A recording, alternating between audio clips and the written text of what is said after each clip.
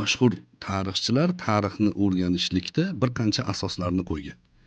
Tarix haqida gaplashayotgansiz, to'g'ri narsaga urg'u beryapsiz. Tarixni xulosa olishdan oldin o'sha zamonda ijtimoiy holat qanday bo'lgan, madaniy saviya qanday bo'lgan, iqtisodiy vaziyat qanday bo'lgan, siyosiy vaziyat qanday bo'lgan. Bularni tushunmasdan turib, o'sha tarixga xulosa aytib bo'lmaydi. Masalan deylik, Qutayba ibn Muslim davrida 4000 ta odamni o'ldirgan desa, hozirgi kunda tasavvur qiling. Qotil bo'lmagan deysiz.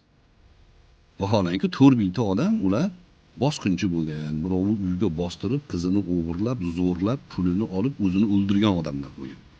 Va uni Qutayba o'zlari o'ldirmagan, o'sha Xorazm shohni o'zi iltimos qilgan, shularni yo'qotib ber, bu shaharni vayron qilyapti degan.